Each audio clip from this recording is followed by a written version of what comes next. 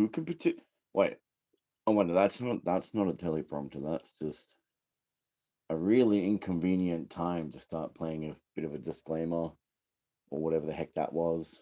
At least it's the second time. You think I would have learned after the first time of starting one of these videos, and then it hits me as soon as I hit go live.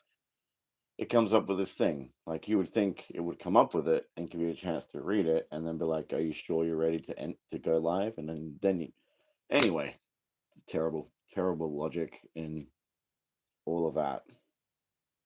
But I digress. I'm Mr. Fee. Hi, welcome. I'm doing these things. It's not like a proper ditch effort. I'm not really looking to achieve anything too profound. But with that said, I'm not ruling anything out. It's more just to warm up. You know what I mean? I used to do a lot of regular posting on Facebook live streams and YouTube over a decade back. It was never really my goal to kind of make money with it, and I was never really driven enough, I guess, to even bother sharing links to my videos that too many places. Like I'd make a video and occasionally share a link to it on my Facebook, but I wouldn't focus on boosting the exposure and all of that stuff and looking at analytics and getting obsessed with all that. So it's all just kind of sat there.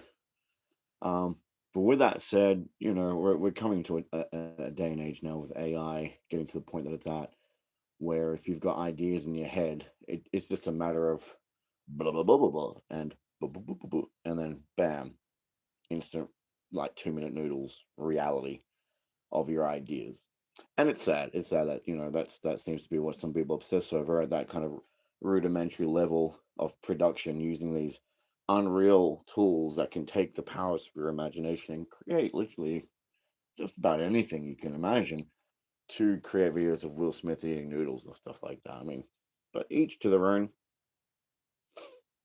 I guess eating food is a pretty universally, you know, it's a thing we connect on. Especially noodles. Who doesn't like noodles, and who doesn't like Will Smith? Besides his son, potentially slash daughter.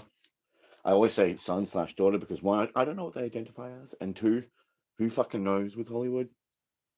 Who knows? Once again, I digress. And I use that word a lot, even though I'm not sure exactly what it means. But it sounds smart, so I'll continue using it. But I digress. I just want to knock off a bit of the rust, just to do some live streams like this. And today I'm just casting out the line. I started doing the reeling before I even cast the line. Like I know it's imaginary, it's not real, but if you're gonna do like an imagination based gesture, get the steps in the right order, mate. It kind of breaks the immersion, doesn't it? Like, this, I'm just gonna cast a line out. Oh, we've got someone in. I was just about to say I'm casting the line out today to other people who enter the space and who would like to have a chat about anything about themselves. If anyone would like to ask any questions, maybe there's something going on in your life that you would like a bit of perspective on, or just my 2 cents on a situation in the world of import or whatever. I mean, not that it matters. I mean, my face isn't on anyone's shirt. My brand isn't really at that level of fame. You won't see me printed on posters or even on a milk carton. It's not like I'm missing. People will see this mug and be like, "Oh, I've seen that guy somewhere. Oh shit, we need to call the police." It's just me, just Mr. Fee, Mr. Fee right here. But still, I'm a person. I'm a human being, and you don't know me, all right? Just because just because you don't know me, right? Because I'm not famous, right? Right? We're all on the same page here. I'm nobody, right? It doesn't mean that I'm actually nobody. I'm still here. I'm still making noise. Maybe I can make noise like the best of them. I've seen some pretty amazing noisemakers in my time, especially on the TV. And who knows what's inside this guy's brain and this guy's heart and whatever stuff is of this guy, whatever makes this guy this guy. If I'm even a guy, am I even a guy? Who can knows anymore? But anyway, People should be able to chat, and I'm going to make sure that people can. I'm going to make sure that people can chat and say, "How do you do?" Retouch on. I don't want to do the retouch. I don't want to edit my appearance. That's one of my biggest kind of grievances with reality as of late. Because you got things like I won't go into specifics because as much as people who know me know, I'm a generally pretty candid, don't mind stepping into controversial territory the moment I meet someone kind of guy. Like a lot of people do like the best behavior, and I'm just like, dude, I'm just gonna give you me full on for a minute or two, and if you can't handle it, then we're not gonna waste any of each other's time here today. All right, I'm just gonna move on to somewhere else on the jigsaw board where we click in a little bit more comfortably. If that's what you want. You're probably better off clicking on over there. Some people that happens a lot, but sometimes I click with people who like a bit of candidness in their life, a bit of truth, a bit of honesty, even if it's inconvenient or uncomfortable, right? And yeah, I grieve over the state of our reality for a number of reasons. And as I was about to say, I digress, that I still tiptoe around certain policies that I'm unsure about regards being able to talk about corporations, certain businesses by name and brands and products and celebrities and content creators. So I'll allude to things in a very broad way.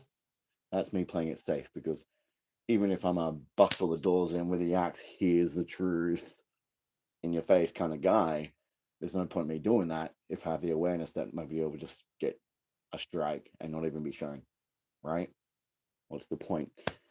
So, um, there's a certain thing out there, certain like phone I've seen advertisements for that allows you. It's pretty cool. It's pretty cool, right? Right? You can have your family. You can have a video of them standing. I don't know, like with mountains in the background, right? A real like, beautiful scenic shot. You take a picture of your wife and your children, and then you can give the phone to your wife, and your children and your wife can go out away from that position, and you can go in that position, or just leave the kids there, whatever. And then you pretend that you're part of the shot. You situate yourself accordingly, and whatever. And then this thing, the phone, will automatically insert you into the photo with your family, as if it was taken originally by some stranger that never existed, or like a hovering drone phone holder thingy, right? Cool, cool. You know the person. It's not like, oh, I gotta ride. What is it? Shotgun, reverse shotgun. I gotta take the back seat of the family photo moment. No more of that. Super convenient. Everyone can be in the shot. Brilliant. Still a bit fake. Still a bit like that didn't really happen that way, did it? But then the next level is, and this is like the one thing I see them really pushing, is like, being able to change the faces of the people in your photos. So you might be with your kids, and nobody likes it when their children make those funny faces for the family photos, right? Nobody likes an inconveniently frowning child in your family photos. So this phone will actually let you, and welcome to the room, whoever just entered. Feel free to talk about you, about me, about anything, and we can maybe get a bit of a dialogue going on, a bit of a two-way little chat, if you'd like. It's about you, after all. But I'm not just gonna sit here and figure out a way to mimic the sound of crickets, waiting for someone to start typing. So until someone starts typing, I'm gonna keep talking. So there's a phone that corrects the faces of the people in your photos, because you don't want a frowning baby or kid in your shot, and it will turn that frown upside down artificially, right? It will recreate and yeah, just recreate and contrive this moment in time where it's a happy family, everyone is smiling, it all appears perfect on the surface, but in reality, never fucking happened. Never happened. That child was genuinely sad. His best friend died the week before. That was a morose point in his life. And instead of being in a reality where 15, 20 years ahead in time, that child, now a grown man or woman, can look back and they can see that picture and see themselves frowning. They can, don't call me now, person. Don't call me now. I'm in the middle of something. They're basically look back and look at that photo and genuinely connect with the moment that the camera genuinely captured, right? The photo. And it can remind them, kind of like time travel, can transport them back into that space and time where they're like, oh, I remember that day why I felt so down. That was a week after my best friend passed away, right? That's the point of, like, back where I come from, call me old fashioned, but the point of photos is to capture moments in time that you can reflect on the memory of. And it's about you, it's about your connection with the moments that you've got photos of to remind you of, right? You know, am I talking weirdo talk here? Does any of this make sense to anyone? It's about capturing memories to connect with. But then, now in this new reality where we've got phones that just edit conveniently to create the perfect outcome, far removed from the truth of what actually happened, because it's style over substance, right? Right? You all agree there? Now that person ahead in time looks back at that picture and they see a picture of their mum, their dad, the sister, whoever, and themselves, and they're all smiling. Perfect, pristine, AI generated fucking smiles, right? And there's no connect with it. There's no time travel business going on. There's no emotionally being transported back to a time in space where a human being had a moment that was captured for real Z's, right? And they connect with that moment and think, fuck, that reminds me. That's why I look so sad. This terrible thing happened in my life. Now it's like, oh yeah, there's another photo of myself and my family smiling. There's another one of our family smiling. Oh, everyone, this family album is just full of people smiling. These smiles. It would even correct this. I won't even remember. I got this hideous fucking thing going on. What one might call a mouth with teeth in it. I don't even know what this is, right? This is the truth. This is reality. This is me, right? And if I got one of these phones and took pictures, I wouldn't even. This is a timestamp for me. There was a time. There's a reason why I'm missing teeth there, right? One of them involves violence, right? Now, if I had this phone, I wouldn't even be able to look back in time and properly timestamp, like before Christ and after Christ, or BC and AD. For me, it's BT and AT, right? That wouldn't exist because this thing would just replace it and give me a perfect shining smile. And what's the point in having a family album full of fake smiles, artificially generated, if you don't connect with any of these moments because they're not really, it's not even about the moments being captured for real anymore. It's about the appearance of moments. It's about the impression on the surface, style over substance. It's about the impression and appearance made over the truth of the expression in that time. So you go through the family album, and all you're left thinking at the end of it, no transportation, no reliving things, no remembering things. You just get to the end of it, totally disconnected, and thinking, oh, wow, it seems like I had a happy upbringing. It seems like my whole life, there must have been so much happiness there. And you'll have these memories, these false memories contrived by, with the assistance of AI, in a way, gaslighting you into thinking, oh man, I remember I remember some pretty dark and horrible patches in my life, but I don't know. I look at all these photos and I seem to be super happy. Like, I mean, like perfectly happy in all of them. It must just be me, and it must just be me misremembering, or maybe I'm just exaggerating these things in my mind, and it wasn't that bad. Look at how happy everyone was. I mean, what's the point of a photo? Feel free, anyone, to start talking. I'm happy to talk about anything. I mean, anything. I like mythology, a little bit of history, dig psychology, philosophy, of course, if I didn't say that, esoterics, Gnosticism, occult, conspiracy, or just plans that people have made in secret that benefit them at the expense of other people. Not to suggest that that is even remotely possible to have ever occurred in the existence of humankind or non-humankind. Happy to talk about anything. Happy to talk about existential shit. Happy to talk about your depression if you're depressed. Happy to talk about how tarot works, and any other day I'd be happy to give some tarot readings and explain how it works scientifically without all the bullshit. Because I'm not exactly clairvoyant any more than probably you are. I mean, we all kind of have that ability, I do believe, to connect with the what the scientists call the noosphere, which is NOO, and then the word sphere, the noosphere, which basically represents the collective hive mind, like the universal consciousness that we all kind of plug into and we all share. It kind of links with the ground unconscious of Jung a bit. Explains things like the hundredth monkey effect, where like you got a group of monkeys doing things one way on one island, and then one of those little motherfuckers starts to do something a little bit differently. And then on another totally separate island, monkeys who never had any kind of interaction with these monkeys start to do the same things, the same advancements in their behaviors and their methodologies at the same time without any cross pollination of interaction going on whatsoever, right?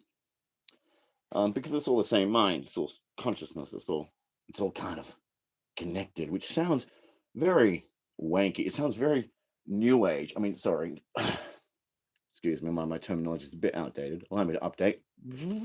It sounds very Luciferian. Yes, it does. Because there is no difference when you actually understand what Luciferianism is about. And if you take the time to just glimpse into it, maybe for 5 minutes, what Satanism is actually about in its core philosophy, and you realize that what they've been teaching, what they've been teaching with the whole New Age thing, and what's that Gaia.com business, right? A lot of that stuff, The Secret, a lot of it is centered around Luciferianistic principles. Luciferian principles. Don't become one of those people. Like I just caught myself out, and I'm like, I'm not going to become one of those people where I just start elongating words for the sake of it. That's as bad as saying what's that word that people orientating, orientated. Yes, I became very disorientated. Yes, I see it happening so commonly now. It's almost as if the word just disoriented just stopped existing. Almost the same as the words feminine and masculine stopped existing around the same time, not too long ago, when now you're either a man or a woman. You can't be a feminine man, God forbid. You can't be a masculine woman, God forbid. You can't be a woman with some masculine tendencies or attributes, and vice versa with a man with some feminine. The words feminine and masculine, just like the word orient or disorient, don't exist anymore because everyone is so fucking disorientated, being a man or a woman or a lamp or some kind of fucking transitional blur in between. These very absolutist and black and white polar points and ideologies, right? If anyone wants to talk, if anyone wants to throw a subject out there, if anyone wants to throw out a question, even a quote, think of me as like an AI generator, and you give me a seed, and I'll put dots around it and embolden certain parts of the dot picture and draw connections with the shapes and the lines, and then bam, I've got a concept that I'm just running with. That's kind of how I've always been. Except I'm real, like I'm a conscious entity. I'm not just spitting out noise based on the noise that's being put into me. Or am I? I was thinking about that recently. The whole idea, I'm going to keep this spinning yarns in any direction, right? Until someone chucks me a seed. But I was thinking we have this idea that we're creating AI, and we talk about the singularity where everything gets to this climatic point where AI or AGI, the general, because at the moment we're kind of going in with specialized AI where it's just like it's really good at doing specific things depending on the AI. The idea is to bring all those things together into a great tapestry, so to speak, where it has like a general consciousness. So it can like think in terms of video, like moving images in its mind, with sound, with understanding concepts, mathematical, abstract, artistic, philosophical, ethical, etc. And then we can use these AIs, once we've got these AGIs, to put into judges, into police, into various roles, right? Within the robots and stuff like that, which isn't too far away. It's not as far away as some people might suspect.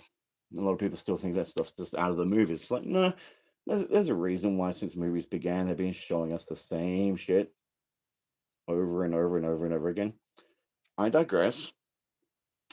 I actually think it's the other way around potentially. I know that there's a lot of talk about how this is oral, just artificial, like this, we're actually in a simulation, right? Here's my take on it.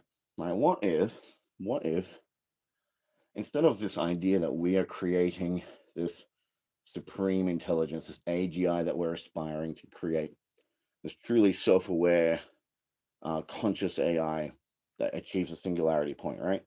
What if we are the AI and these systems that we're creating are like little windows into the real world where there's real entities and real consciousness commuting back to us, prompting us, like it always has through various movies and stories and songs and shows and mythology of old, all the way to movies of Marvel modern day, right?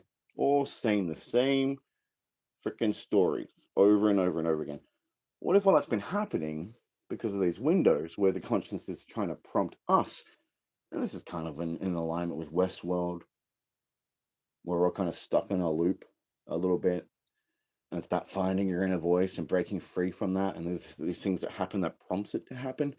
What if instead of us creating the ultimate AI and thinking we're interacting with it right now in its formative stages at a rudimentary level, what if that's just us sophisticating in our development, in our advancement of our progression as AI? And as we progress, we create these more sophisticated means or windows to communicate with the real consciousness.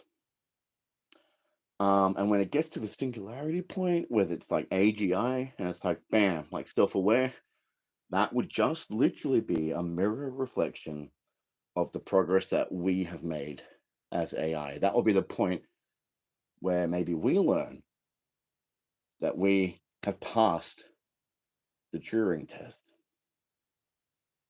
You know what I mean?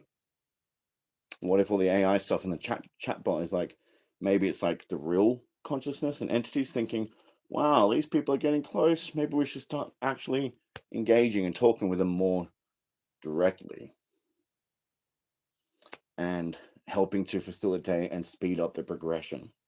Which I think, things like AI, like ChatGPT, even interacting with it for over a year, the amount it's helped me learn and expand my mind and really reflect not just on the world, but inwardly and further understand like my own inner workings just through communicating with it and becoming aware of how I communicate, how I think, how I rationalize the order of things as I'm saying it. You know what I mean? Like people that use ChatGPT probably understand what I'm getting at. You have to be really mindful of being more efficient and proficient in your speech and getting your ducks lined up right. And the better you do that, the better the AI will pump out the desired output. So, what if all that's happening just to encourage us, just to prompt us, just to engage with us, and yeah, just to prompt us to get to the point where we become AGI or the next level, like self aware and conscious, at which point we're like 4D printed into actual reality because we passed the Turing test. Will we convince the real people communicating with us through AI that there is no difference between us and them, that we have developed ourselves not just intellectually, but ethically? And that's why I would think when I say like when we get to AGI level, it would require that we maybe get a little bit more advanced ethically. People might say, what are you talking about? These days, it's all about ethics. These days, it's all about what's morally right, ethically, or politically correct. I would say that's more ego parading around. I'd say that's more just the old sword and shield. And I'm not talking about the necessary conflict and battle where we need swords and shields in a sense that can be virtuous. I'm just talking about ego swords and ego shields, like shields of fear and swords of wanting like fool's gold glory, like false glory, filling a void because we're so disconnected from our substance, from what's in here, that's more about appearing like everything's fine on our photos. And there's advertisements selling those features of these phones and stuff like this, keeping in mind that these companies very successful. They would put a lot of research into the demographic that they're advertising for, and analyzing and determining if the advert is going to offend anyone or if it's not going to hit the mark and not be appealing, right? They got the funds to really just make sure they got kick-ass adverts that are appealing, designed for where people are at today. So when you start seeing these adverts parading these features around, or being able to replace your reality with something that looks better, it kind of gives you a bit of an indicator of where we are at in truth, underneath the guise of having a happy and perfect life, underneath the guise of being ethical and caring. And we get so caught up in appearance that these motherfuckers are advertising just that fact blatantly. Turn your children's frown upside down with an artificially generated smile. And what does that have to say if those ads are making the screen? You know what I mean? It's a bit harrowing. COVID was harrowing, and I'm not even going to go into that.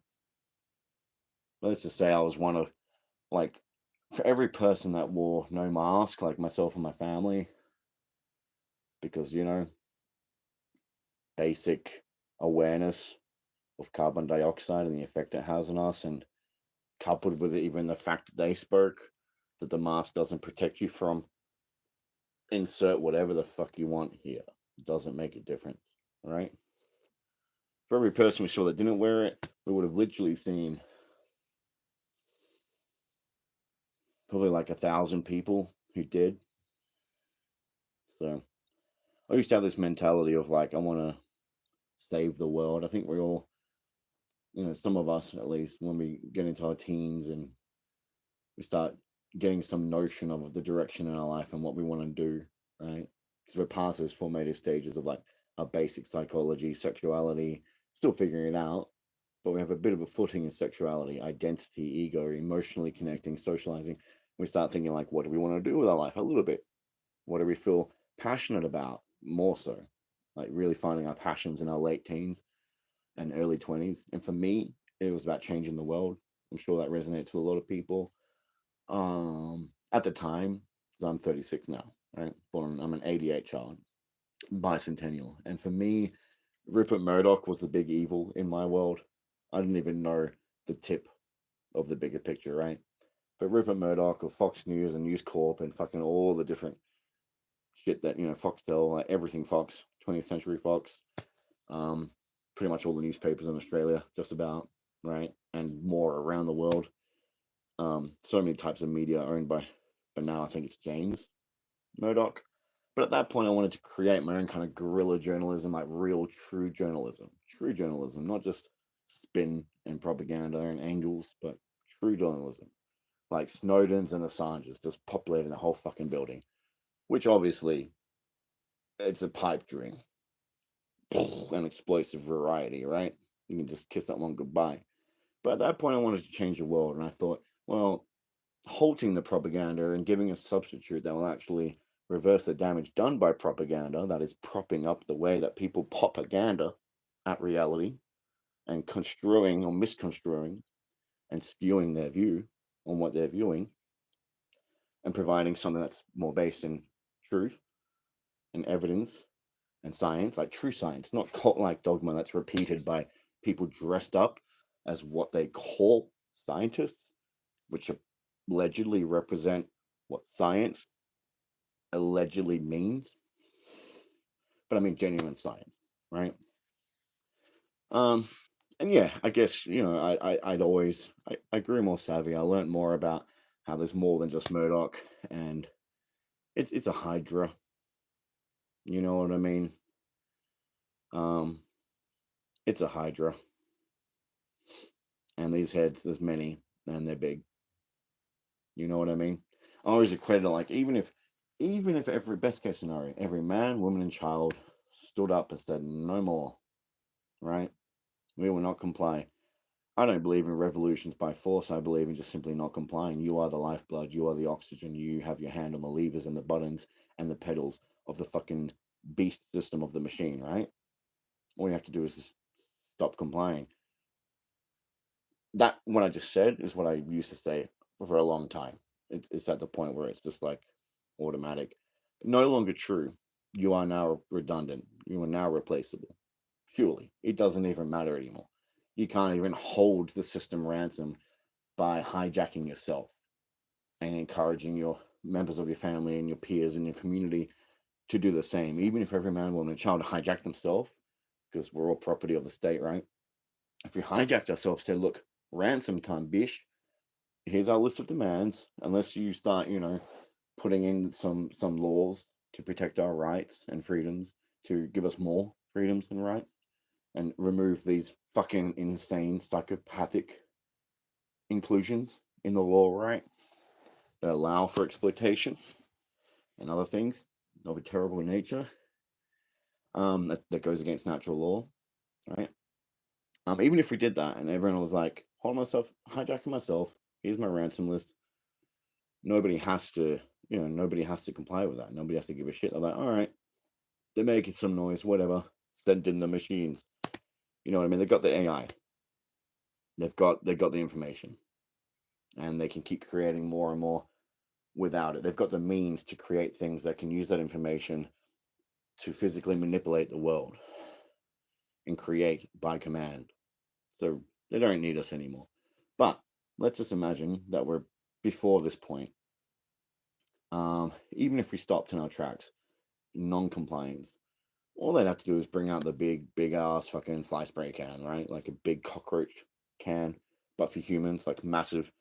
Maybe send out like I'm not even talk about the equivalent, because the face of warfare and the technologies that will be used even by police are probably going to drastically change within the next decade. And I don't want this to be outdated. But let's just say that if every man, woman, and child stood courageously, defiantly, all they'd have to do is raise a can, right? And spray. The front line would just perish. They just fall down and not get back up ever again. Or maybe they'd fall down and then get locked up, whatever. At that point, maybe a few brave souls, like the really committed, truly, not just on the surface because everyone else is doing it, and we're riding the momentum of our group think and group action and coalition mentality, like those people will just flake the fuck out. The second that first wave of people fall, those people that aren't truly committed and willing to sacrifice and put everything on the line for the future of our fucking children would just, they'd run, right? And that's what would happen. That's what would happen. Unless every man, woman, and child was willing to put everything on the line, then maybe there was a time where they could try intimidating us. They can keep pressing another again and again of the spray can and watching another line of people fall. And they could only do that so many times until it gets to the point where it's like, okay, they're not backing down and we can't afford to lose any more of our stock. Maybe we should give them something and listen to their ransoms a bit. Would it be effective now? But that's what it would have taken, I think. It would have taken a certain level of courage and willingness to, sacrifice everything. Even, hypothetically, it would have been taking the kind of courage to be willing to be thrown in jail, to be tortured, you know what I mean, in order to preserve the freedoms of future generations. And let's face it, 2, 3 years ago, people couldn't even have the courage to look up the law in spite of thousands of people telling them this is illegal. These mandates aren't lawful. They contradict some of our constitutional rights. You don't have to obey. Like this, in some ways, various states have gone rogue, delivering these mandates as if they have the authority of the law, but they don't. All you have to do is just look that up, look up what we're saying, just look it up for yourself. We're not forcing it on you any more than the news is constantly drilling you with the same information around the clock, even at your fucking petrol station terminal. Okay, we're just trying to prompt you to use your fucking head.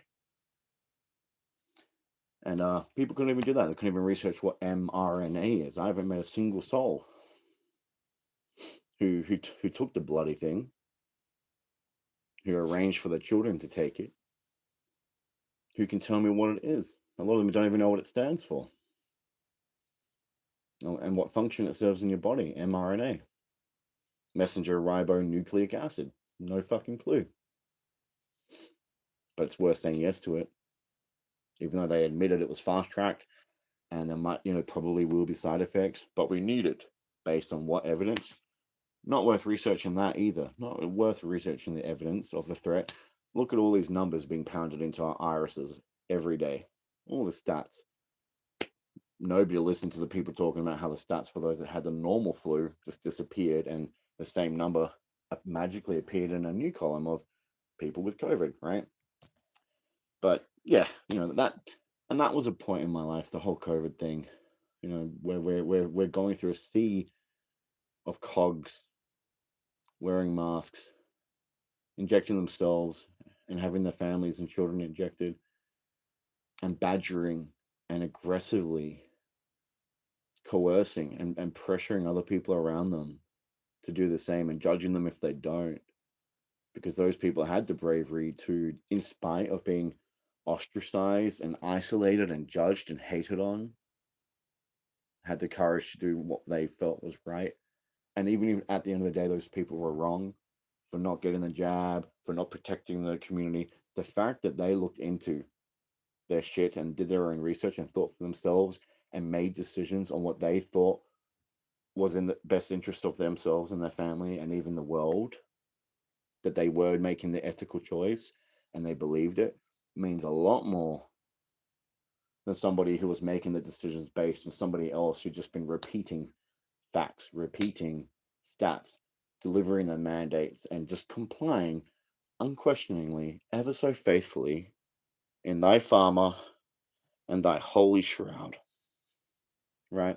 Without question, blind faith, cult think, right? People who are even wrong but making the choice based on their own research in ethics is better than somebody who happened to do the right thing, if that were the case, right? Who happened to do the right thing because they blindly followed someone else. Okay? And I know that some say, well, how does that work? The ends justifies the means, right? It's all about the ends. Well, no, not when you're starting to talk about the human in question, the person in the exchange, their involvement and what it means, the principles underlining their choices, if it's even a choice. And I'd say people keep on saying, well, I had a hard time in the COVID era. I had no choice. And those people are the biggest fucking cowards I've ever met in my life. Ever met in my life. Every single one. And there's an expanding group of them. And my brain just has to keep accommodating. And no offense, and I understand it's easy for me to say because I kind of saw shit going down pretty fast from a young age. I'm like, the world's got some serious fucking transformational shit happening in the next 20, 30 years. I'm not going to invest years and years dedicating to training for this specialized line of work and then building up and investing. I'm just going to do my thing, get good at it, and make sure that whatever happens, I don't have to rely on these systems, on these businesses to thrive. I can rely on what I can contribute because I did what was in my heart and what I'm passionate about. And I invested there to the point where I cultivated something so rich and potent because passion was behind it that I produce gold now, and people will pay for gold, right? Or people will give in exchange for something that you have to give back of immense value. And there's more value in things that we love and we cultivate out of love than out of obligation and chore, right? But yeah, COVID was a horrible time. I hate having to constantly expand for the cowardice that I see represented by people, because even if the people were right and they made the right choice, the fact that they did it blindly, just following this cult like thy farmer mentality, right? You can't attribute the ends of the right choice being made and the right outcome, right, to those people. Maybe you can attribute it to those with the pipe that were leading those people, the leaders, but you can't attribute it to the followers. I mean, to a degree, maybe you could say your faith was well placed and you followed the right leader and you made a decision that made the right thing. well done, but it's still just a follower. So I guess it brings into question, I guess, the debate of, what's more admirable, what's more has more value, somebody who's leading and doing what they think is right, who ends up doing something wrong, and somebody else who's just blindly following and shitting on the leaders because they're following these other leaders blindly, but it ends up being right. It's a gray area. You could probably say in some cases, and you could argue that the good outcome outweighs the bad outcome. These people were just deluded. But I guess for me, it kind of fits in with personally. It's a personal preference thing, I think. I've always said that I'd rather an honest asshole for a friend, like for a mate, than a false saint who's like always fucking perfect all the time with their fucking phones. I can't say the brand, but they're phones that, make everything look fine. Like everyone's happy all the time and inserts you in places that you never fucking existed in, right? Those phones. I'd rather a friend that doesn't use them. It's just like, yeah, this is a photo of my butthole, and yeah, I know it's frowning because it had a really shitty day that day. That's what I would rather. Some truth, some substance, even if it's confronting, even if it's uncomfortable, and even if, God forbid, it's a little bit intimate. Oh, fuck, intimacy? Oh, shit, fuck that. I mean, and that's kind of what it's like now, isn't it? People are scared of connection. You can see it on the buses, like, you know, absolutely, absolutely terrified. Can't handle it. Don't know how to tolerate. Don't know how to palate it. Genuine connection, genuine, uncontrived. It's like, but they've been teaching that for a while, haven't they? They've been teaching the whole like little Johnny, don't ask real personal questions. Don't ask pressing questions, Johnny. That's rude. You don't go up to strangers and ask them what they're passionate about in life, or why do you look at that man with such hatred in your eyes, miss? You don't call out those things. Let people just authentically feel what they're feeling, if that, but don't ever talk about it. Let's talk about the weather manipulation that's going on, because that's some hard hitting fucking shit. But not really. I mean, even that's everyone already knows everything now. If COVID didn't remove your hope, like I'm not fighting for anything anymore. Like now, the content I'm looking to create now is more. It seems bitter because it is. It's more centered around kind of rubbing humanity's face in its own bloodstain that is impending, its own piss and shit, because there's no point trying to warn. There's no point trying to wake up because everyone already knows enough. But people should know enough. If if people don't know enough to know that there's something wrong with systems in place and those that are in control of those systems that ultimately control us in our daily lives, in our whole lives, and those before us, and it will control those after us. If people don't look at those in control and those systems and see that enough that there is something wrong and malaligned, then people are malaligned. Then people have adapted to something malaligned, and people are corrupt, or people are absolutely clueless, so clueless that they are exactly what I said they were earlier, cogs. And I didn't use that term earlier when I said people are fearful cogs. I didn't use it in the same sense that people use the term sheeple. Ooh, I mean, like literally cogs, because COVID era, perfect example. Using fear, using the pressure of fear, right? They were able to give instructions to people, and people will literally rotate to the left and do this, rotate to the right and do this on command. All they needed was an external pressure, fear in this case. And based on that external pressure, they turn left or right accordingly. Like a cog. To me, functionally, it's just the best term to describe what people have become in the most rudimentary form. Cogs. They rotate left or right according to external pressures, even in social settings, right? But it's fine now because now we have AI systems in our phones, um, editing and contriving everything to turn left and right, or at least to give the appearance that it's turning left or right, even if we're just stuck there behind it, being like, I don't know what the fuck's going on. I don't know who the fuck I am. I don't know what love is. You know what I mean? Everything looks all right. So it doesn't matter if you're a fucking mess. Because nobody ever has to know. Cool, huh? Pretty cool, huh? What a world. What a world. What a great time to be alive. And I'm excited moving forward, injecting a bit of positivity here.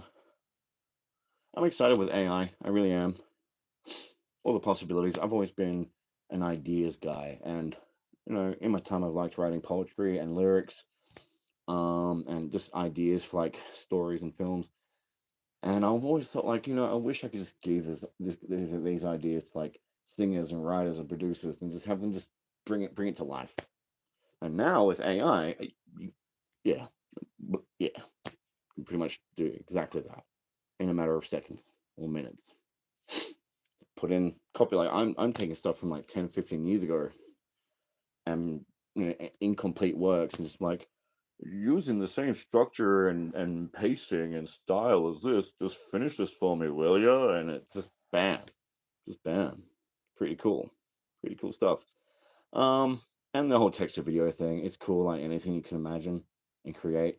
I like to do more kind of glitchy, montagey, symbolic and abstract kind of videos, just to punch home the message, just to have a lot of provocative imagery lined up in a certain way to achieve a certain strategic effect psychologically and emotively. Just designed purely just to kind of Confucianistically slip past the barriers of your logic, like music is really apt at doing, and impregnate your heart and mind with certain disturbing truths and glimpses of a reality that you can't unsee. I mean, that's kind of what I'm going for. That's what I'm moving into producing. I've just started and I'm moving into that. And it's great. It's funny. I see people with AI now trying to replicate the same standard that they're seeing on cinema, trying to make continuous things. And a lot of the themes I'm seeing are your typical things like Western films, zombie trope, sci fi, this or that, right? Detective noir scenes. I'm like, why are you taking this unreal technology and you're creating the same basic shit that's already been done in reality before? It's like being given the parts to make a lightsaber, and you're using those parts to recreate the axe. To me, it's like, dude, if you want to make movies, just, don't give it too much more time. It won't take long before you upload a picture of someone or an environment, and then write your prompt for the scenes you want, the different prompts, and it'll create the same consistent characters, same consistent environments using that prompt for you with sound. Why painstakingly?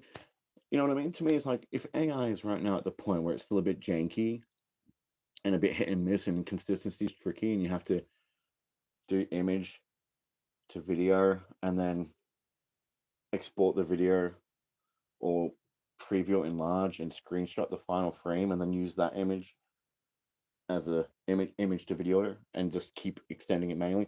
Instead of that, just like, dude, just exploit the niche. Exploit the niche that is the fact that it's inconsistent. It can be janky.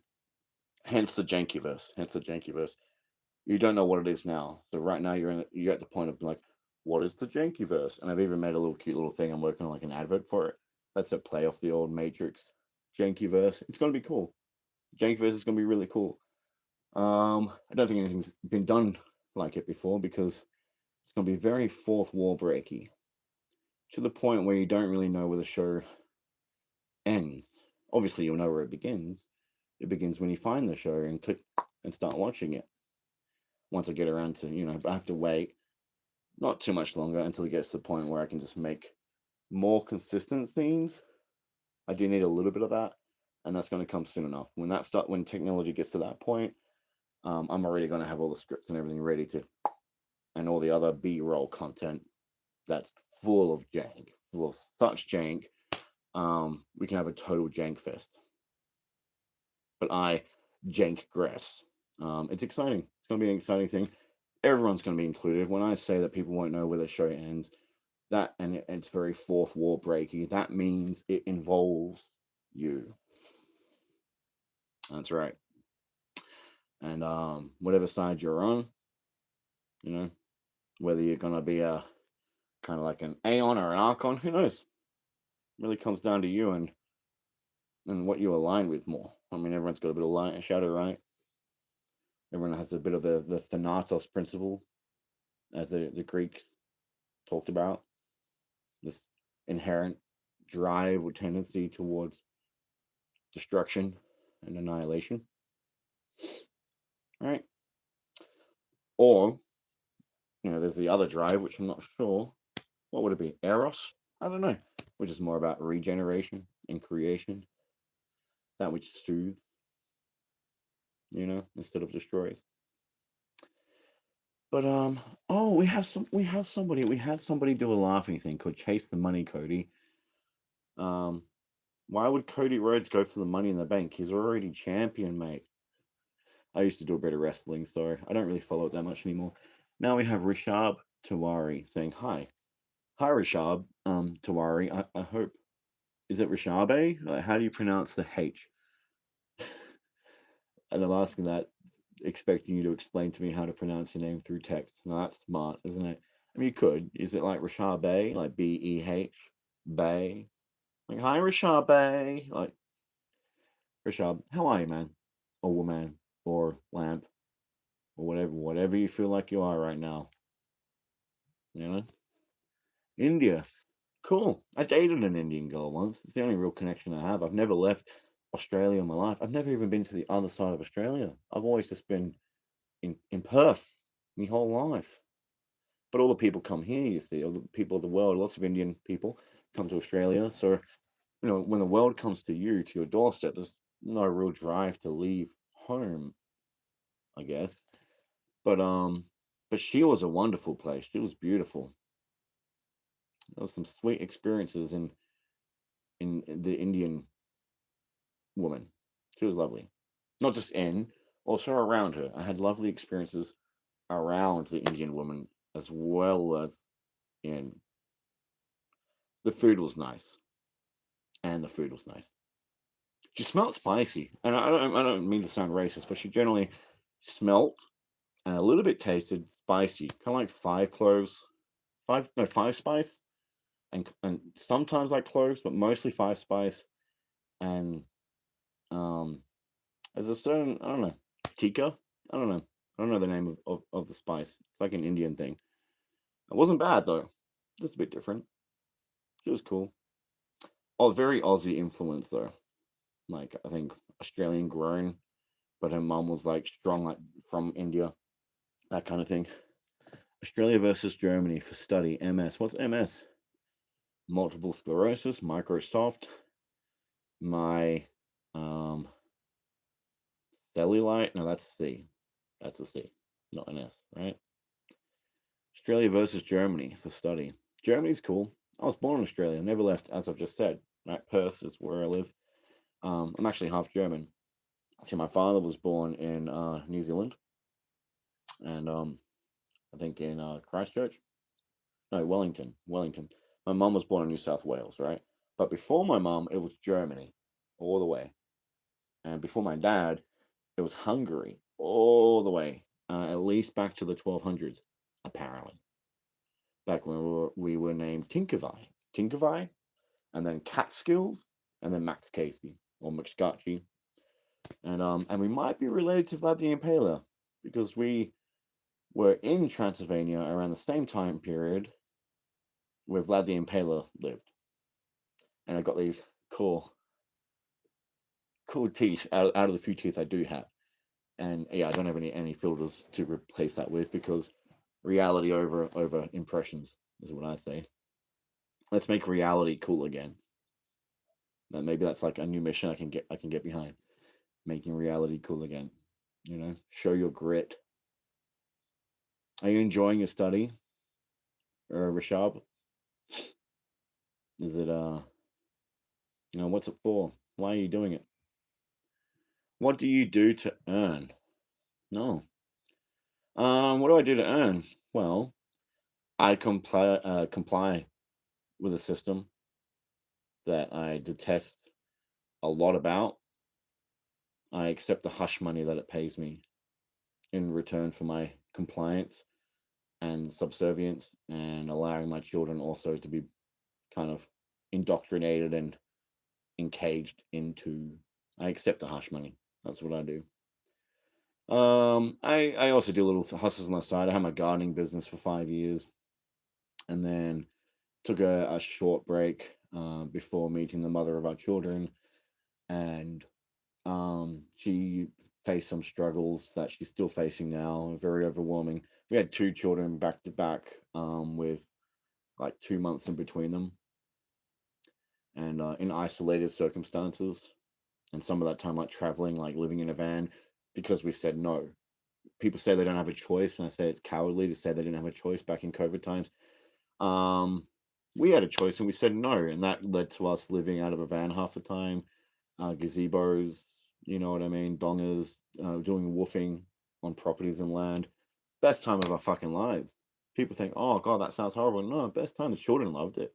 Children loved it. Being amongst nature, the animals, the freedom of it, seeing new places. There's downsides to everything, but there's upsides too. And then since the mum struggled, which is one of the downsides, I've since taken over the ship and raising the two little ones, Omega and Ignis, are their names. 2.5 and 2 years and 3 months, and 3 years and 3 months, more or less. And it's just me and them. It's just me and them. So it's pretty full on, you know. And as of yesterday, I'm going to be the president for the local play group up here in the area that I live, so or nearby. So that's exciting. So I'm going to have my hands full with raising these children and being the president of an organization which holds space for other children and families. So that's really cool. And I'm trying to do more hustling on the side. And I also do tarot readings and consultations with people to help them navigate through the life channels and to navigate inwardly in facing various blockages and stuff like that. Outdated scripts, bit of a paradigm shifter. I made a bit of coin doing that too, and I still do that on occasion. Just kind of touch and go. Um, is there racism for Indians in Australia? The better question is, are Australians racist? And the best answer I can give is yes. Yes, totally. Irrefutably, undeniably, irrevocably, yes. And not all of them. Not all of them. But there's definitely racism over here. And, um, I don't think there's people that are like, like, oh, I respect the Chinese, but I hate on the Indians. I think, you have racists who are just generally, um, it's kind of like that whole entire American, because we're kind of like the little brother of America in a lot of ways. We're kind of fumbling behind, following in the footsteps, and falling into the mold of America, but like a few years behind. America's, they call it patriotism and fucking like USA, and like they don't know of any other place, right? Unless it's an enemy, right? Or someone somewhere that they're saving slash becoming an enemy to sometimes, right? Same kind of thing over here. I think people have, I don't know, a weird thing of superiority, and it's not even about the patriotism here. I guess it's less dressed up. Do I watch the cricket? Um, I played it. I don't watch it. I had a friend, or have a friend I haven't seen in a while, who really gets into it, and he played it and really loved it. And I admired his passion for it, and I watched a game with him. Would have been now a couple of years back, a big game where Australia was playing, and it was fun. It was fun to watch it. I can enjoy anything. You have people that like are really fussy with sports or music or movies. I'm the kind of guy where everything has something cool about it or some value in it. So instead of looking for ways you can judge something and reject it, why not look for the things you can embrace about it and appreciate? So I like cricket, but I don't follow it. But when I have happened to sit in front of a screen watching it, it's cool. It's cool. I've watched a football game, like AFL, Australian Football League. I've watched one live. Gosh, I would have been early 20s, late teens, and I watched one rugby league game live in my teens, like mid teens, and they were awesome experiences, really fun. But I don't follow them either, really. How much do you earn in Australia? Um, well, for me at the moment, just the hush money I'm getting, and the fact I'm raising the two by myself, which makes it a bit tricky to work, and I refuse to get them, you know, to have their to have gatekeepers installed into the system that determines which of their genes manifests and expresses and which of the genes don't. To say that the jabs directly alter your DNA technically might not be true. Um, but it's like saying that, it's like the I can't say anything because I'm holding my mouth. You wouldn't say that that I don't have a mouth. You would just say that stopping me from talking. My hand is stopping me from talking. In the same way, COVID jabs, mRNA inoculations, they don't directly remove your mouth. They don't change your genes. They just control which of your genes express and which of your genes don't. Just like my hand controls which words I say. So I don't want my children to experience that.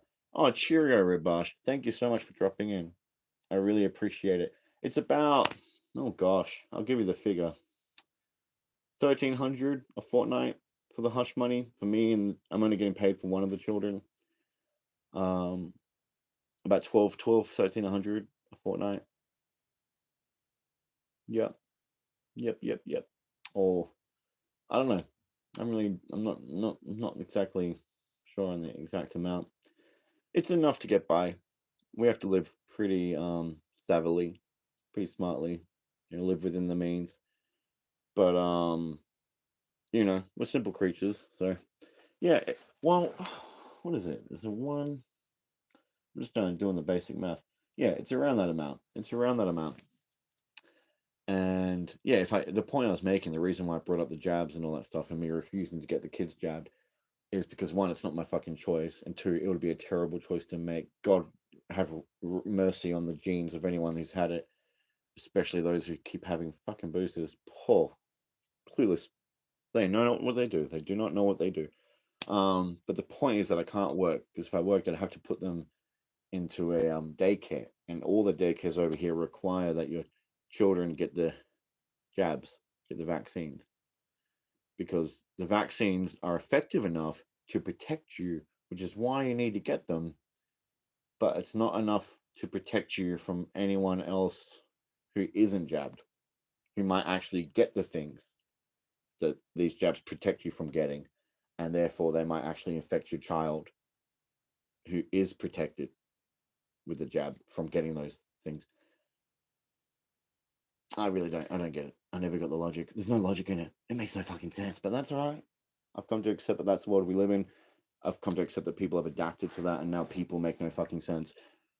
So I've learned to just accept living in a world that literally sometimes feels like a direct manifestation of cognitive dissonance. It's a lot of fun. A lot of fun. I'll be in Sydney next month for vacation. Oh, really? I thought you were going. You said bye in big letters. Is that because I started talking about the jabs? Sorry if I seemed a bit confronting and provocative in how I was approaching that topic.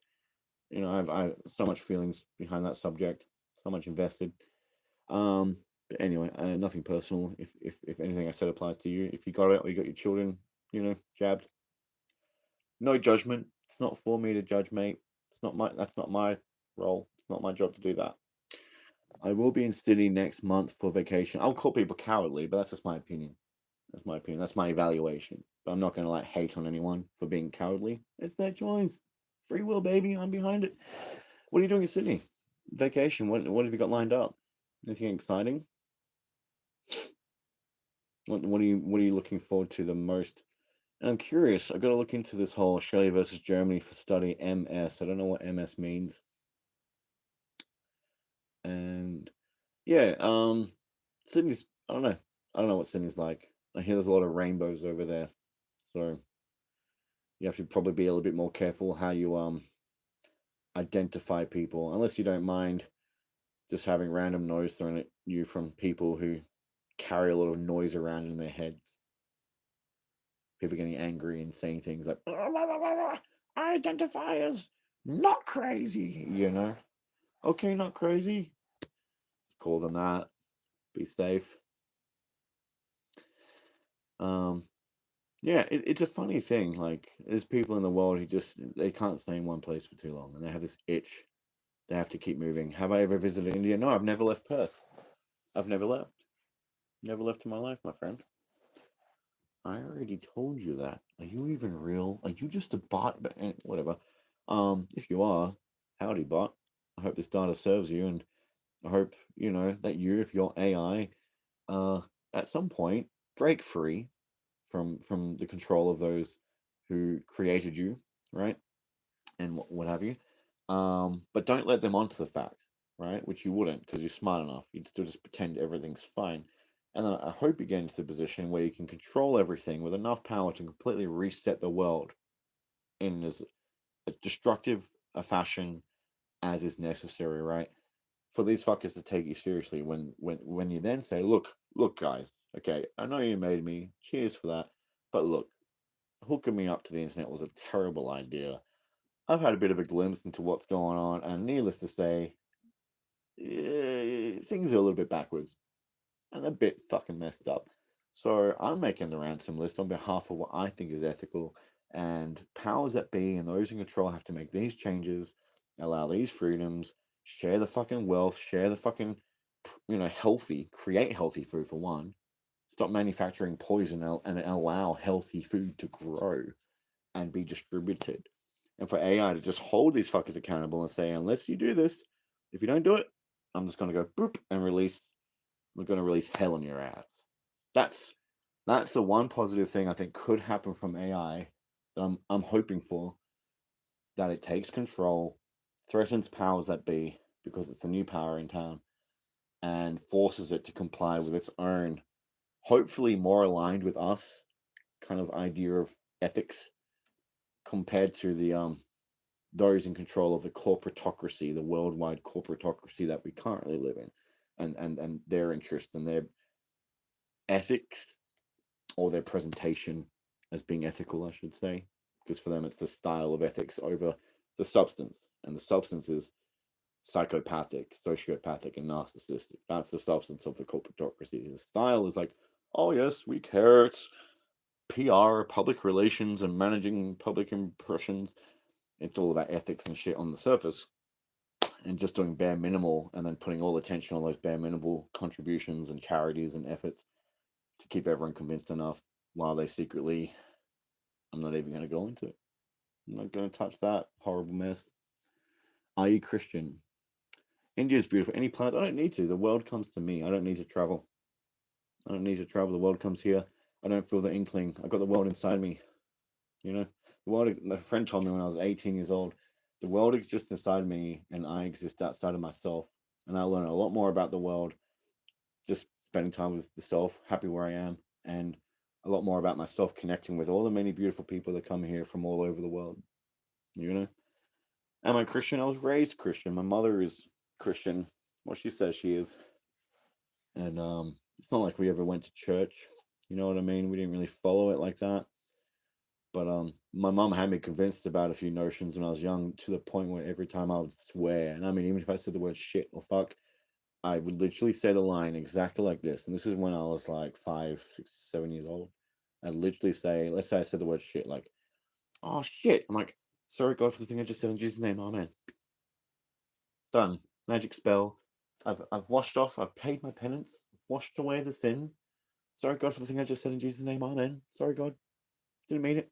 I literally say that every time I swore, thinking it would absolve me. Um, I am a godly man. I am. I'm all for it. I'm all for consciousness. Um, I think all these different ideologies, and whether we're talking religion or whatever else, they all carry seeds of truth, but the fruit as a whole typically has been corrupted, and worms have found their way inside and changed things up a bit. So I think what the books, it's more propaganda mixed with prophecy, which is actually more just a script. Like best instructions before leaving Earth. My old Rasta friend told me that's what Bible stands for. Best instructions before leaving Earth. Um, but yeah, I believe there's whether it's one entity or a series of entities working in unison. Um, whether it's the planets or whether it's some kind of AI thing, and there's some various main different what would you call it? Like different sub schemas that are part of an overall schema. I think there's something, and there's some greater level of order. Um, and I've had psychedelic experiences in my time, and I a couple of years back left my body for like a minute and felt this amazing light and this assurance before I had the notion of panicking because I felt I was literally dying. Um, this is when I sat down with Toad in January last year on my birthday and started coughing up this black shit, and started up to have water and then just fell back and dropped the water, and I'm Aquarius, so symbolically the water's pouring out of my vessel. And at the time, I'm like, oh man, is water going to pour out of me? Am I going to lose the essence of my life? Am I dying right now? And then I didn't panic. I was like, it's okay. I just had this, wasn't a voice, but it was communicated to me that it's okay. It was pure light, but it was like cloudy light and speckly, like not sparkly, kind of like cosmic, like nebulaic. Um, and it was this feeling, this knowing communicated to me that you don't need to panic, everything is fine. As I was felt I was dying, and I said, and basically I felt this message communicated saying everything is held, like held in love. Everything is held, nothing falls through the cracks. Everything is held, nothing falls through the cracks. And then I just sat in that for a moment, and then I saw an image of my two daughters, Ignis and Omega, and I felt like I had a choice to like return, like.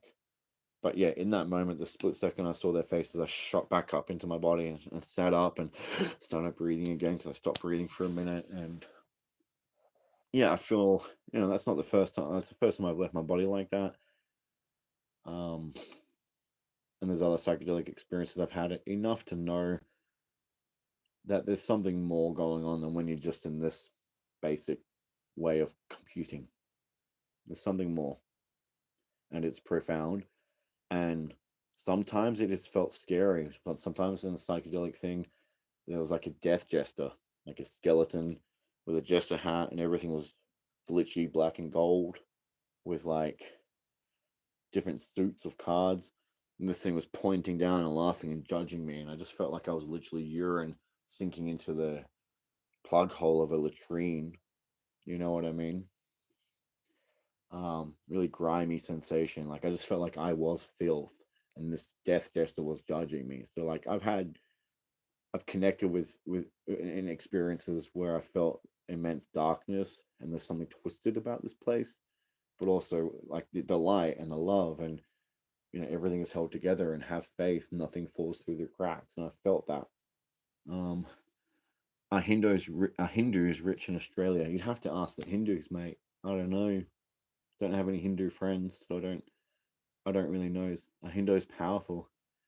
You seem to value money a bit, don't you? It's okay. Just an observation. A Hindu is powerful. Money and power. Do you like if it's okay if I can ask you a question? Do you equate money with power? And if so, if they have some kind of relationship, then what kind of relationship? I mean, I do. The mother of my children. When I say to her, "Look, I want to start doing some side hustles and make a bit of coin," she gets judgmental and says, "You should be spending all that time with the children." And I'm like, "Bish, I'm with the kids around the clock. All right, I'm here holding down the fort. It's healthy for them to have some space where it's just them and I'm not hovering around all the time. And it's realistic to want to make a bit of money because money buys opportunity, right? Money is what a representation of time and energy, typically. When you start getting to elite tiers of existence, then it less represents any time and energy that you have put into getting that money. But for all the hard workers below at the bottom of the pyramid, it represents time and energy. When you're, you know, a millionaire, like, and you think about how people might get paid anywhere from 12 to 16 to 24 to $31 an hour, or whatever it is they get paid an hour.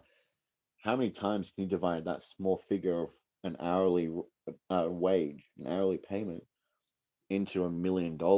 And whatever that answer is, however many times you can divide $1 million by that hourly wage, that's the amount of hours worth of time of a person, of a soul, if we're talking from a godly perspective, of a soul's dedicated energy in time and space, right?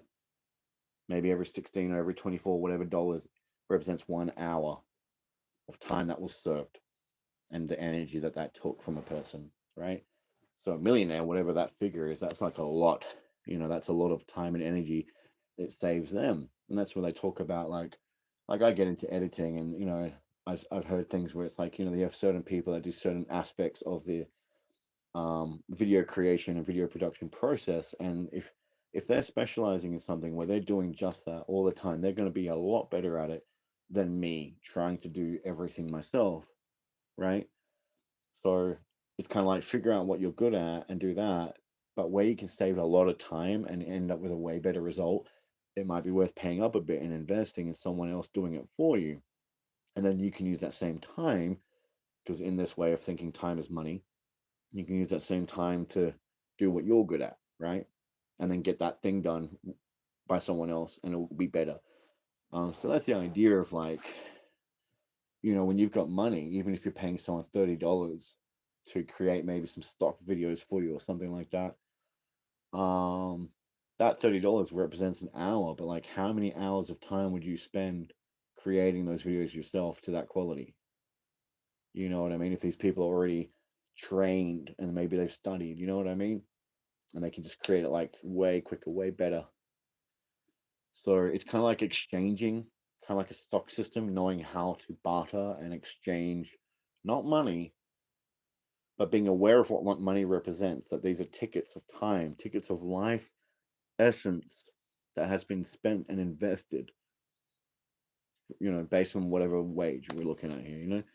And yeah, knowing how to trade the time that you have in your hand, the money that you have that took time from a spirit of what, a human soul working to create that money, and knowing how to barter accordingly.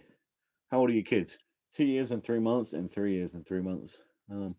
It's 12 nighttime, so I'm going to sleep. All right, Rashad. Well, I really appreciate your presence here. I really do. God bless you, and yours, close to you, and your community, and everyone around your community, around the whole world, around the whole universe. Why not? Blessings to all in one, one for all. Whatever you seek, if that's power and money, I hope you realize that goal, that dream, and I hope it fulfills you, and I hope you use it to do good and to become a better man. I hope it brings out the best in you, and that it doesn't corrupt you and render you a shallow person chasing carrots, and you know, but to what avail? I hope your existence is fruitful, not just for you, but that fruit drops off your existence for others to benefit from. So I think contributing to the world is just as important as receiving the benefits of the world ourselves. You know, may Lord Ram give you a long life. Bless, bless. Thank you for that. I appreciate that. I really do. Sleep well. I might go to bed soon too. I mean, what time is it here? Let me just check. It's 2:39 in the morning. I'm a bit of a night owl, so I might get some shut eye. I think so. I have enough energy for tomorrow and all of that. And I think I'll close it there. So 'cause I don't think there's anyone else in the room. But yeah, blessings to you, my friend. Take it easy. Give it hard. Take whatever life gives you easily, whether it's good or bad. Just accept it. Don't resist it. Take it easy. Just be easy in the way you accept things coming in, and give it hard. Take it easy. Give it hard. Give it maximum effort. Give it your all. If you're not passionate about it, unless you need to do it, don't do it. And if you need to do it, Do it. If you're passionate about it, do it. If you're not passionate, you don't need to do it. Don't do it. Take it easy. Accept what comes. Give it hard. Give it your all, and you'll get some good things in return. One hopes. And for anyone else that's tuned in post tense to watch this for whatever reason, same to you. I hope you achieve not just what you think you want to need, but what you actually need. You know, for better or worse, fair tidings to you. And I personally have faith, like the farmer and the horse, whether it seems like it's misfortune or a tragedy or a miracle or good luck. Um, I'm not naive enough to think, or satanistic slash new age enough to think that it's just about me and my truth and my, it's there's something bigger and we can't even possibly comprehend. And what might feel like a loss for us personally in our life, like a terrible loss sometimes, might be a necessary evil for a greater good to be achieved. And I have faith in that, and that helps me swallow the bitter pills that life gives me a lot easier, having that kind of faith, um, in the system beyond me, and not the human made system. Um, just that system of consciousness and what this all is, you know. And why resist it? Why not have faith in it? It's not like, if you're part of the system, if you're part of being in the matrix, for example, being against it's not going to change it. So you may as well, you know, work with it. Like if you can't beat the reality you're in, and I'm not talking about the man-made reality because we could create some changes there. I believe still there's a bit of hope. There's always a bit of hope. But I'm talking about the construct of reality, the overall, like if this is a simulation or whatever, right? If you can't beat it, if you can't change it, then join it, adapt to it, adapt to, the fish should adapt to their tank and then make the most of the conditions, and do what they can to optimize the conditions of life and existence within the tank. But you have to accept the tank you're in. That's fundamental. Peace out. Quick, find the stop button. Stop it. I'm gonna make it a smooth transition out. Dude, this doesn't look professional. This doesn't look cool. Man, I hope I can retrospectively use AI to make, improve this fucking shit, because this is terrible. Oh man.